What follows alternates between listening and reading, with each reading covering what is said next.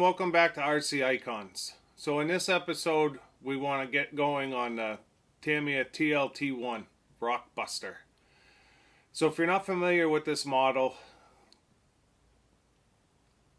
it's a 1/18th scale. They call it little gear. So it's Tamiya decided to do venture into like 1/18th scale monster trucks with a couple of variants on the same chassis. So the TLT is a 1/18th scale monster truck. It's an aluminum chassis, 4-link. It's how do you describe it? So take the TXT1 and shrink it down. Other than it doesn't have the cantilevered suspension, it's more set up like the TXT2 than the TXT1. So the TXT1 was released in 2001.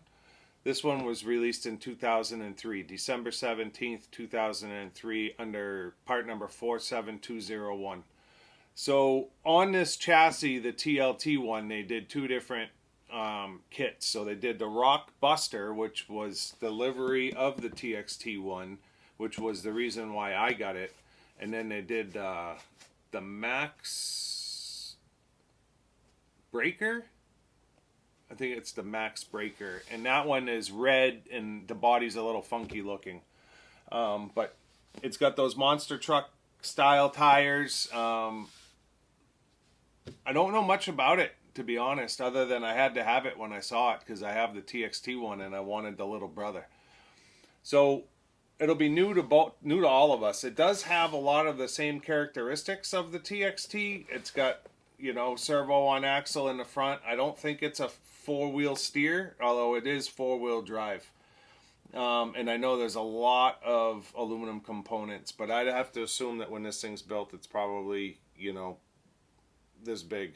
It's not anything crazy, being 1/18th scale. So let me bring the camera over and we'll take a look at the box, and we'll get into this. It's funny because I'm looking at it and it's got all the same decals as the TXT. Yeah, it's gonna be cool. So yeah, let me bring the camera over. We'll take a look at it. So now that I have you in position, as we look at the box has a little bit of water damage down at the bottom, but in all honesty, it doesn't matter. Compact and powerful 4-wheel drive mighty mini truck, TLT1. 1/18th scale RC 4x4 pickup truck, the Rockbuster. So yeah, the box actually makes the thing look awesome, and I have no clue what to expect. It's got two huge metal plates. Everything kind of bolts to the side of the metal plates. It's not, so it's an aluminum sandwich style chassis. It's funny that they didn't do any cutouts in the metal plates, because it makes it look a little bit funny on the sides when it's built, but it is what it is. They have looks like all your electronics and stuff are kind of mounted to the side there. I mean, there's a gear sticking out the side here. It must be the spur gear or something coming through the metal plate with a piece of polycarbonate that goes over it. So it'll be interesting when we take the sleeve off. I don't know what this thing's going to take for a battery. I always run into this with the smaller scale stuff. The batteries are always the hardest parts, but a lot easier in today's day than it was back in 2003, because there's a lot of small scale stuff come around nowadays. Now, I don't even know how this thing opens. So there's the presentation of your kit. More along the lines of what we're used to today. So that's your tire size. Those are your wheels. They're 12 mil hexes. Kind of an odd shape. It looks like it's blown out on one side, but not on the other. Those are your aluminum chassis plates. Parts trees. It's got a belt for something. There's your body. This thing's gonna be cool. It's going to be interesting to see how what I have to do to paint this thing up to look the same. Holy smokes, that's a hardware bag right there. That thing is heavy. There's a lot going on in here, I'll be honest. It's not going to be, looks like all metal gears. All metal gears. The shocks have the same look as the Juggernaut hop-up shocks, but they're obviously way smaller. Yeah, this is going to be a fun build. There's going to be a lot more to it than I thought. It's not going to be as quick as I thought it was going to be. Like, I can tell you that just by looking at the parts. There's a lot of parts. And then down at the bottom, we've got our manual. Oh, it looks like you paint the body yellow. You must have to mask off some of the blue. So yeah, it's got the blue lightning portions on it. So yeah, it'll be interesting to see how the body comes together. Because my TXT, the body came pre-done.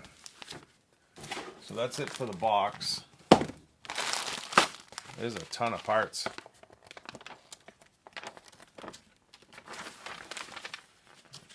I just want to see where the body directions are. I'm curious. So yeah, you two-step the body. The front half's painted in yellow, and the back half is painted in blue. Nothing too crazy though. So yeah, this will be a fun one. So I'm gonna get organized. That's the start of your transmission. So it's a belt drive, which is cool. That's different for a monster truck. Ball diff, center ball diff. Or it is a ball diff. I'm assuming that's front and rear axle. So yeah, it's probably a center ball diff. And does it have a slipper clutch on it? It does not look like it has a slipper. But it's got that center ball diff, which is cool. So yeah, this will be an interesting build to see how this thing comes together. So yeah, let me get everything we need kind of set out here, and we'll get started.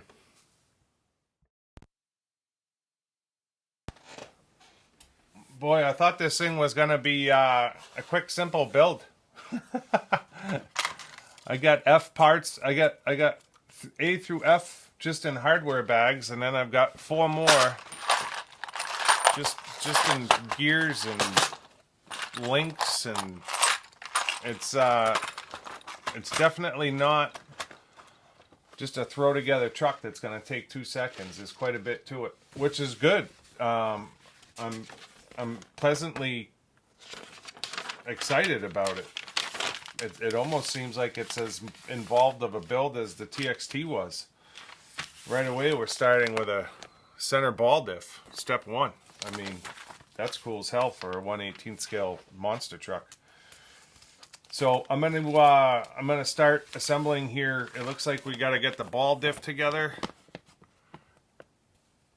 which the ball diff, and then looks like the spur gear assembly on this box with the motor plate. So I'm just going to start assembling, and I'll show you as I have something to show you. And then immediately it starts assembling all of that pre-assembly into the chassis. So it's going to be fun. It'll be interesting. I love building things that I haven't built before, so this will definitely be a fun one. So let me get started, and I'll bring you back as soon as I've got something to show you. Alright, so ball diff is built. That's our belt pulley there. Pretty easy. And then spur gear is built. So it just locks in with a pin in the back. Drive pin. You can see it in there. Then it gets screwed together and bolted up. So not a slipper, but in conjunction with the ball diff, doesn't really need to be a slipper. So just, oh, that's the next section. So now we're going to start putting the center gearbox together in step 3 here. So essentially we're going to take this half here, Gonna get it oriented right.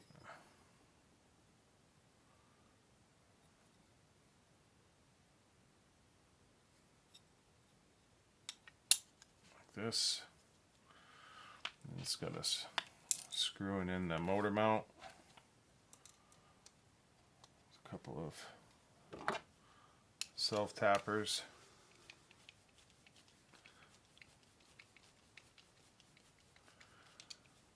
I'm loving this thing just because it's so different. When was the last time you saw a truck that from Tamiya that's got a center ball diff that's belt driven, right?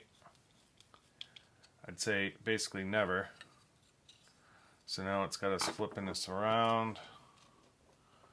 We're putting a bearing in here.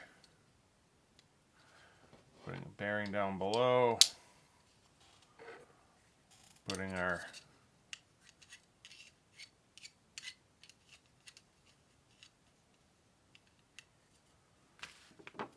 drive gear in, and then this is our belt, our pulley stopper. Drop my wrench. So this shaft has a flat on it. It's got a flat on it. You can see it there. So when we put this through, this is our holder. You hit that flat spot.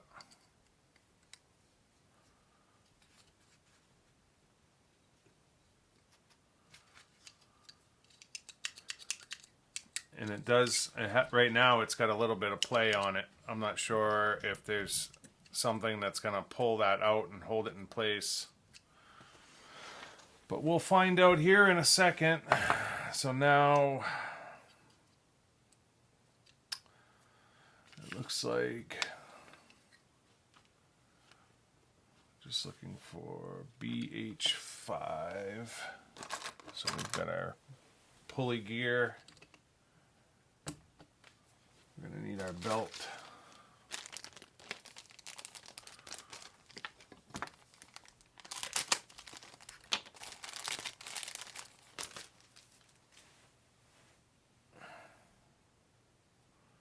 Don't crimp. Okay, we won't crimp it.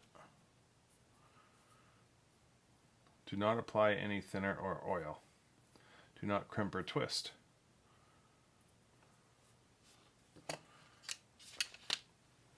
So then this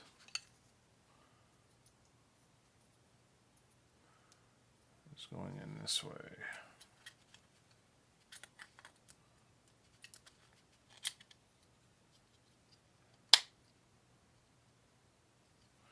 So that's our drive belt there.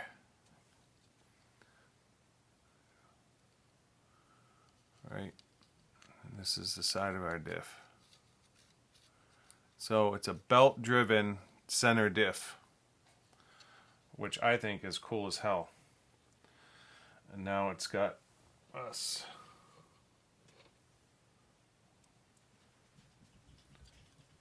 getting the other half of it together.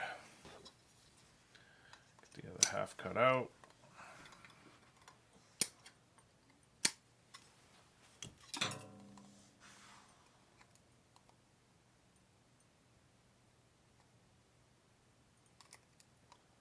Sorry, I know it doesn't make for the best video, but I kind of want you guys to see this part of it just because I think it's one of the coolest things I've seen from Tamiya in a long time.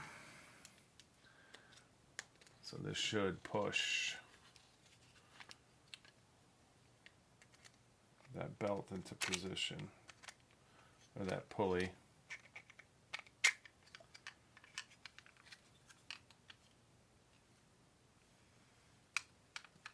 Now that is just one of the coolest things I've seen in a long time.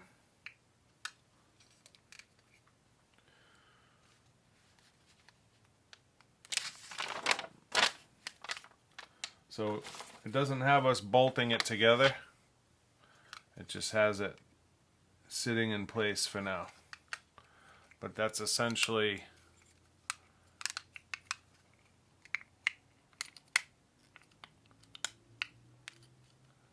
our drive, our belt drive. When was the last time you saw something like that? And now that that's in place, this pulley does not have any play in it at all. The spur gear.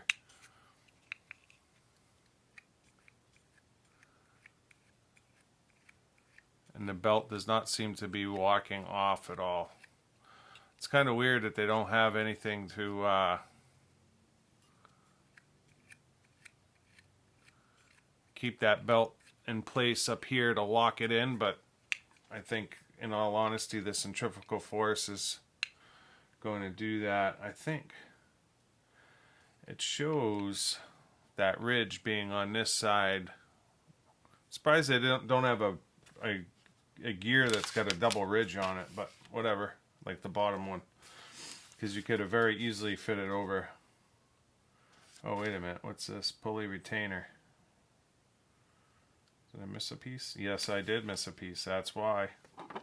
So BN2, there it is. See, as soon as I said that, it all started to make sense to me. There's your other side.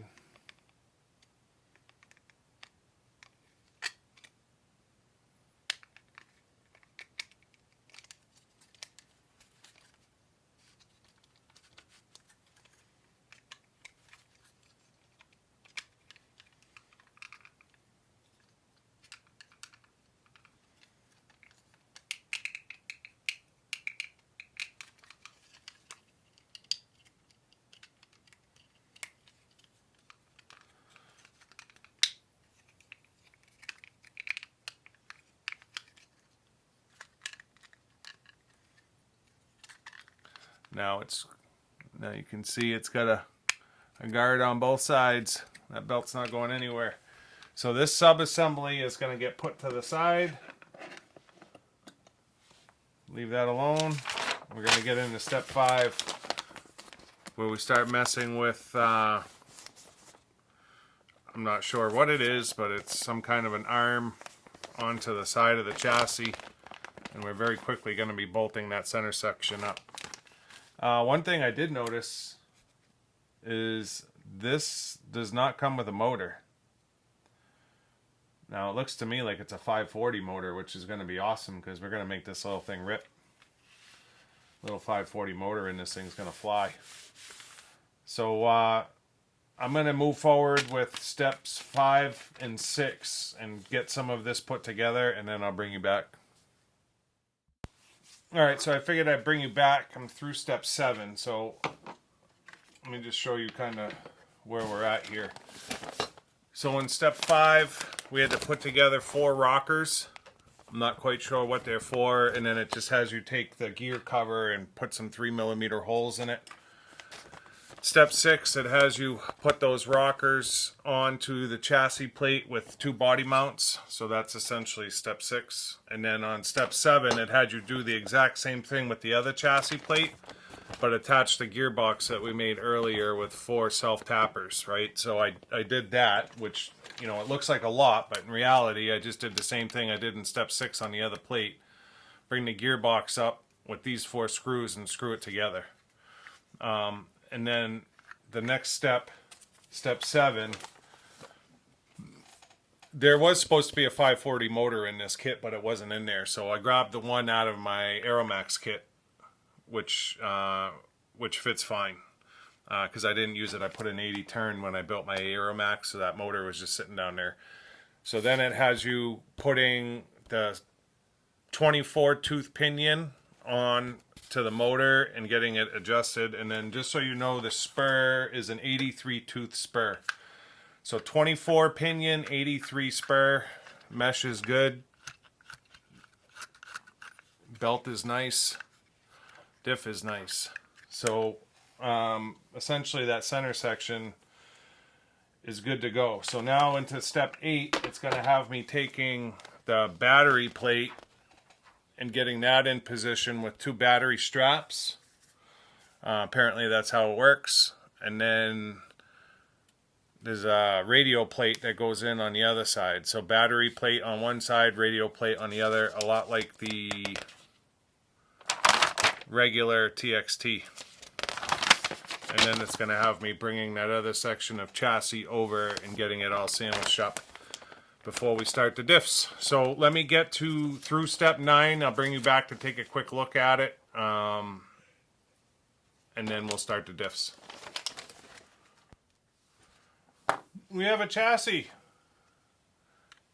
Granted, it's a little chassis. You see the belt turning in there? Yeah, it went together nice. Since I left you last, literally all I did was put 4 screws in to the gearbox when I sandwiched it, and then there was 4 chassis bars, and then the radio plate and the battery plate with the battery straps. Now, I'm not sure yet if I'm going to use these battery straps or not, but they're there. They do tell you to cut them, to cut some excess off, so I did. So that's the end of the chassis part. We're heading into step 10, where we're going to start messing around with the diffs and the axles.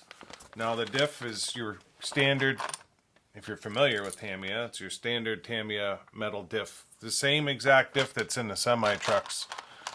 So you essentially have your 3 bevel gears on your center gears. So you have a center gear that goes in. I'll just dry assemble one real quick for you. So you have your bevel gear that goes in your housing, and then your 3-way bevel gear goes in. If I can keep it together in my hands. Like so.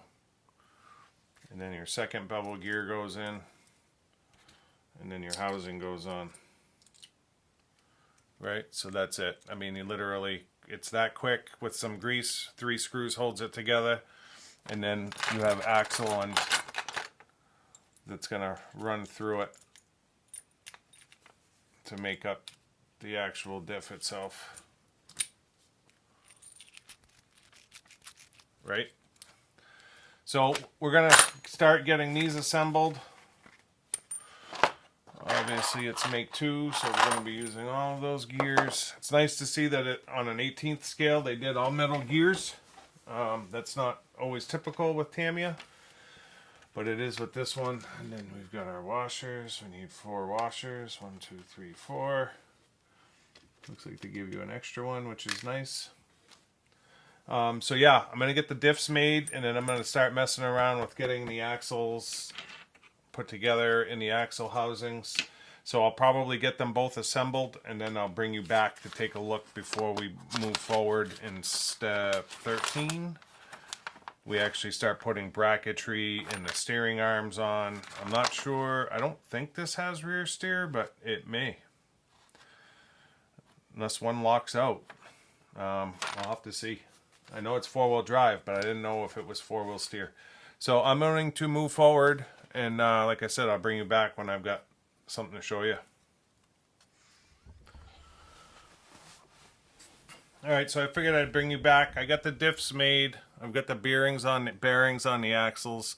So this one is in the housing. You can see it spins nice.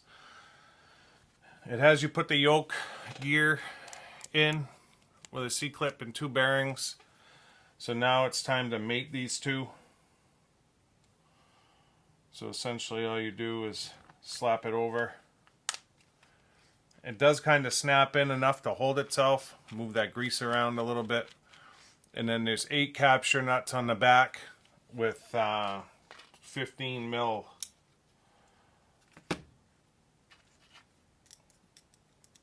three mil screws. So I've already got the other one built, but I figured I'd show you this one going together. So the next step is going to be putting the guards and the bumper assemblies on, along with, looks like the mounting brackets. They almost look like leaf spring brackets. And then it's got us putting our steering hubs together, right? Steering hubs. So I'm going to just keep pushing forward, and I'll probably bring you back when I have fully assembled axles. before I start making all the 4-link up. So I'll see you in a second. Alright, so this one's a little bit different than the TXT, where it doesn't have you make front and rear at the same time. So I put the 2 axles together in the last step, and then it had me make the front and rear bumper guards, or guards. So I built those, and then it has you mount the front one onto the axle, put the metal brackets for the 4-link on. So those just go on 2 screws for each, so 8 screws holds those 4 pieces on. Then it has you make the steering knuckles. And then you have to make a steering rod to connect the 2 steering knuckles. So we're essentially moving forward with just the front axle. So this is the front axle complete with our steering rod on it and our 4-link brackets. It's funny, it's 1/18 scale, but it doesn't seem much smaller than a 1/10. A 1/10 monster truck, definitely smaller, but like a 1/10 scale truck or trail truck, it's probably about the same size axle. So moving into step 16, we've got a lot of funky parts here. So let me see here, part of the 4-link attaches to this piece here that you have to make up, and that's actually 3 different pieces. So you got one of these on either side, which is definitely a different looking part from Tamiya. And then there's a piece in the middle that they both screw into. Still need to thread lock that. But essentially it has you, that's the 2 links mount onto that. So I've got to get some links built. I've got to get the 2 assembled in this step here, and then mounted to the axle.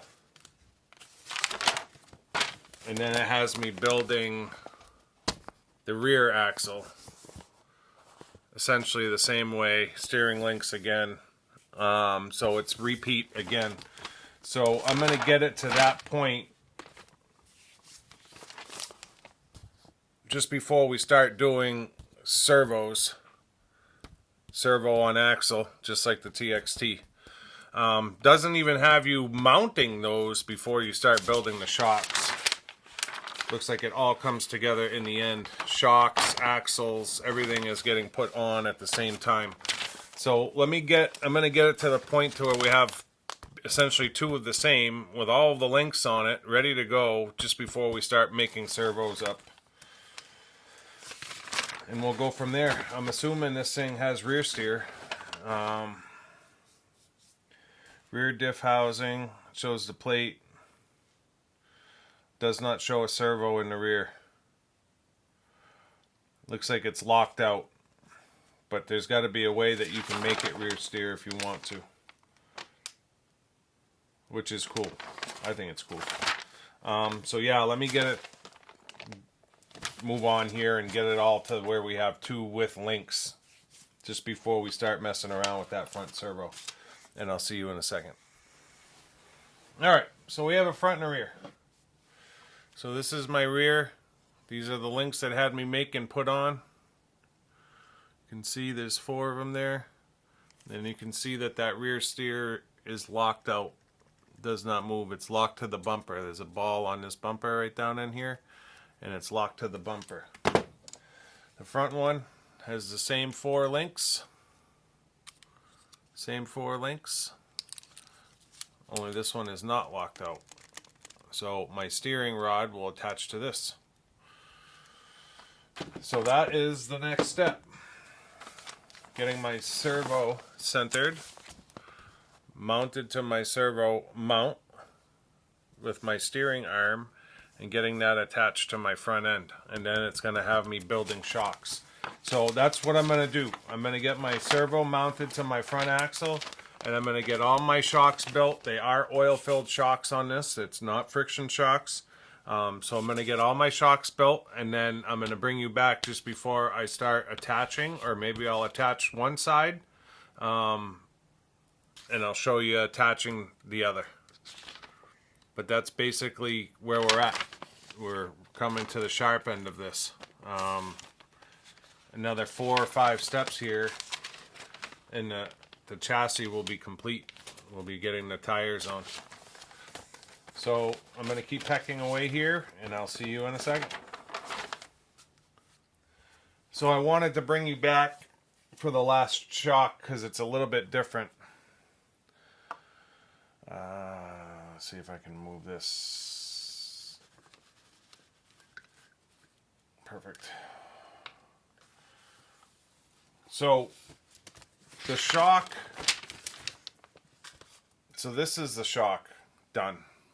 And it looks exactly, I don't know if I've got a set. I think I do have a set. I do have a set. Hold on.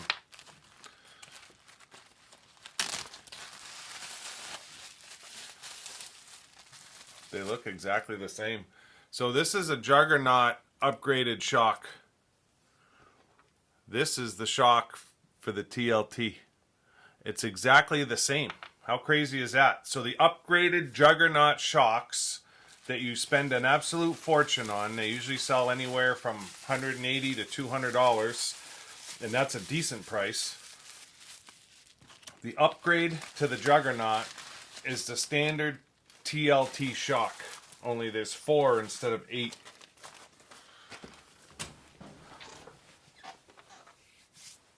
So that's the shock. So when you get the shock, the inside, the seal is all assembled already. So the gasket, the O-rings are in there. There's a tiny little snap ring in there, almost like a, I don't know if you can see it, almost like a shoemaker. Literally two points snap ring, typical snap ring pliers, only they don't force you to assemble it. So it's already assembled inside. You put together your piston, you actually have to, so you literally, you take your piston bottom that's usually got, 1, 2, or 3 holes. It's solid, and you have to cut a section of it off. So you cut the side of it off, and that's where your oil bypasses. The rest of it is pretty well standard. You put a 6mm black O-ring, which is bigger than a typical one, on the cover. That's that. Right? So the spacer goes on the outside, 10mm spacer. So now you put your oil in, move it up and down like you normally do, then you pull it all the way down, and then it gives you this dipstick to measure your oil. So you got to make sure you have a rag handy. But you literally take your shock top, your shock bottom, and you take this dipstick and you put it inside. And of course, when you do, all kinds of oil is going to come spurting out. You push the dipstick down, and you can see the oil dripping out. Clean your oil off with the dipstick down in there, and that gives you your oil height.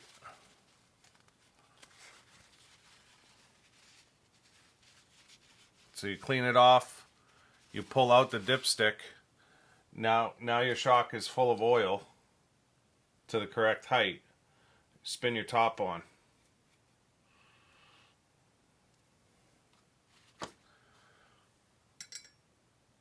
And that shock's ready to go for the springs and spring retainers.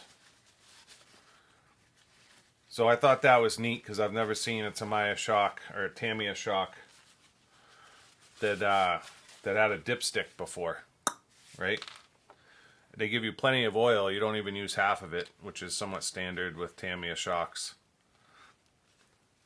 So blue, looks like it's a medium set, 600 weight is the shock oil in these shocks.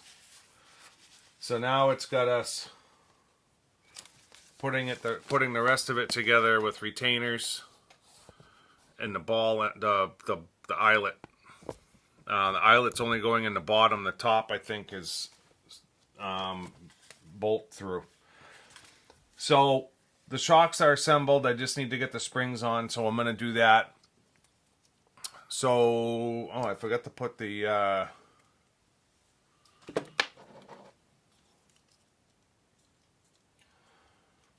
I forgot to put the plate on that one. The rear one just gets the plate, even though the servo's not on it, for rear steer, and then that's your front one with your servo mounted. So now that it's mounted, you've got your steering. The servo saver is kind of fighting it right now, but so I have to put the plate, servo plate on that one, because I'm not doing rear steer at the moment. We may upgrade it at some point, but I don't know that we're going to need it on an 18th scale. It's probably just going to be too much. Oh, I wonder if I put that plate on right.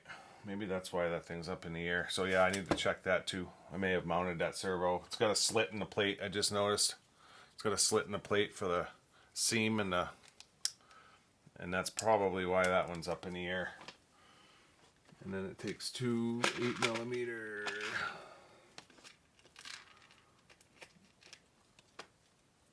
Takes two 8mm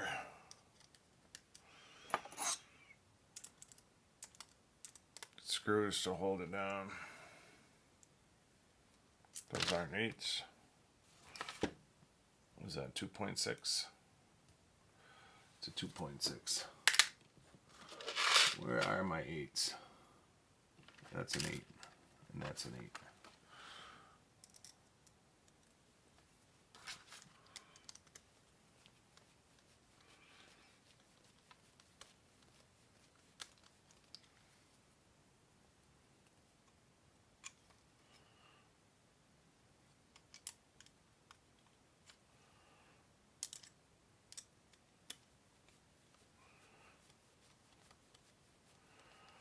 So I'm going to start putting these axles on. I'll probably do, what's it doing? The front first. Attaching front dampers. So yeah, it's going to have me doing the front first here. There's all kinds of stuff going on. The links.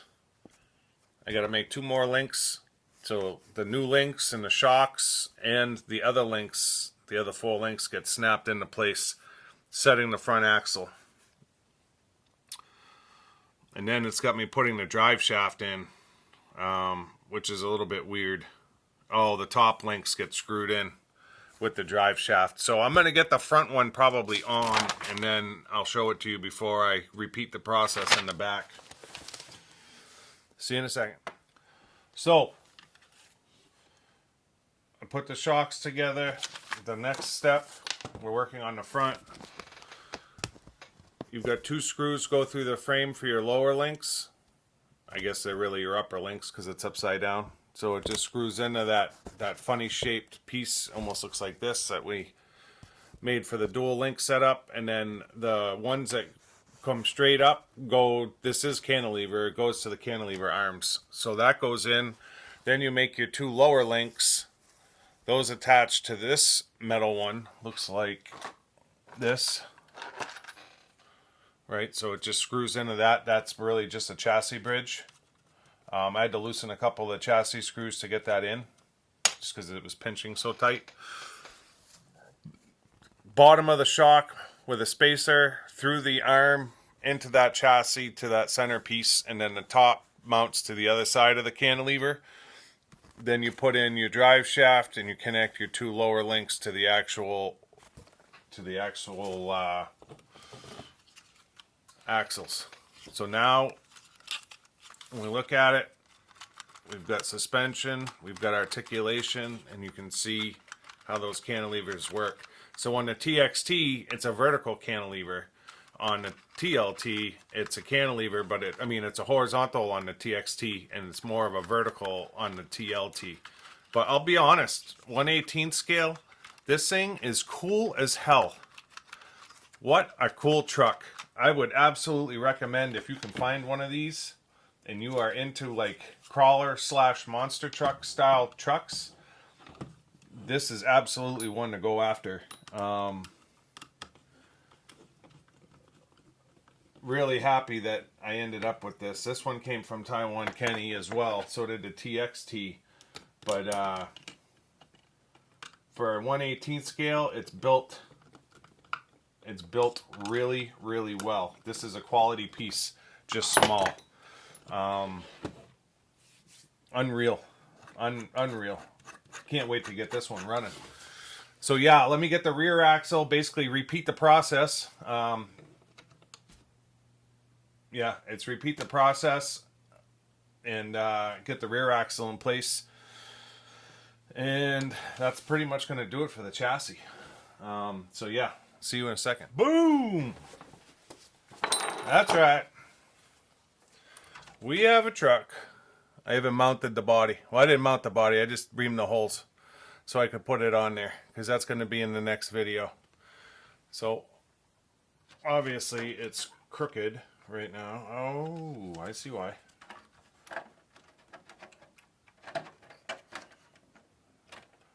May have to adjust that. I cut a little section out. Looks like it's all right now. So it just hits the right now. At least I'm messing with the battery straps. Hold on a second.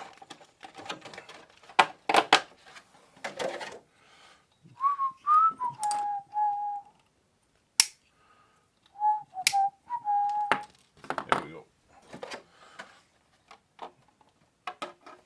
Probably gonna do away with those battery straps anyways and just do a piece of Velcro. It's still hitting a little bit, but bingo, right? So check this out. Take this off.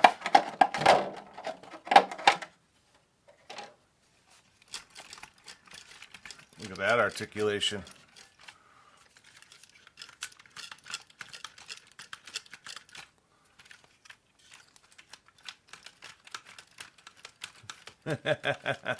That's awesome. My only complaint would be, I mean, and I know it's a 1/18 scale, the chassis sits a little bit low. They probably could have raised that gearbox up a little bit, put the motor up, raised the gearbox up, and brought that center line up a little bit, because there's not a lot of clearance. But it is a 1/18 scale. Cool as hell. I am so glad I have this thing. So that's going to wrap up the chassis.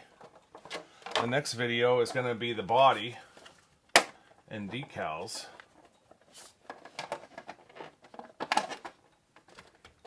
I may make a body post bracket too that spans the two body posts and kind of holds them together.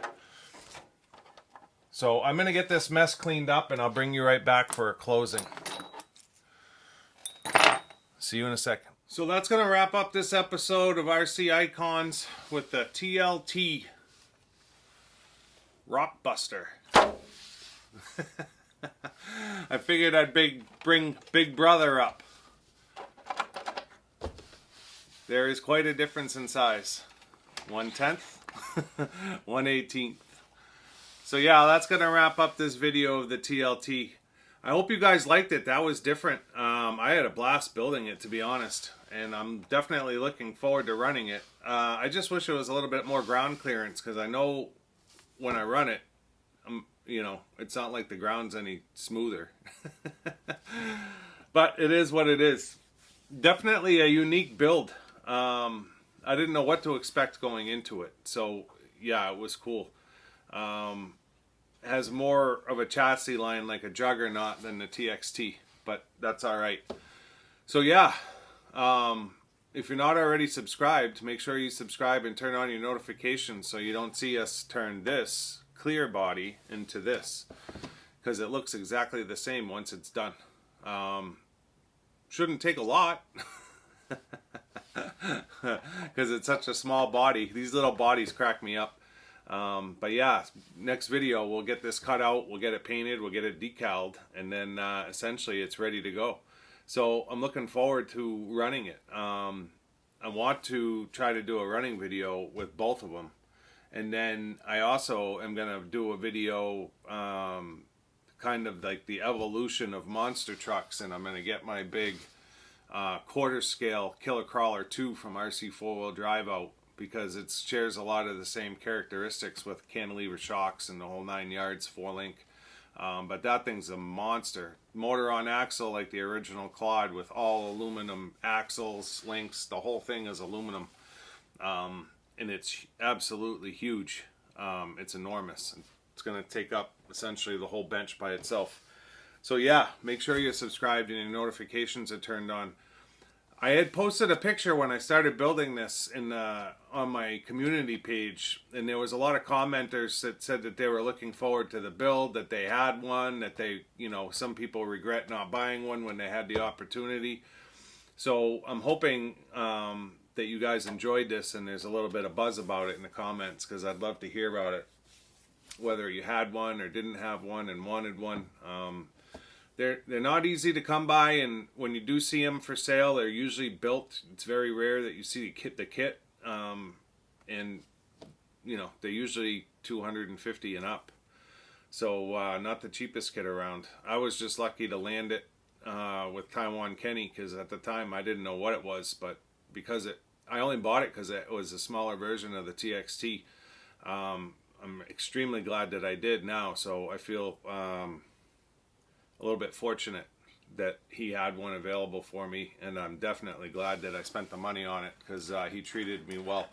So enough chit chat. We'll end the video here. We'll see you soon. Thanks.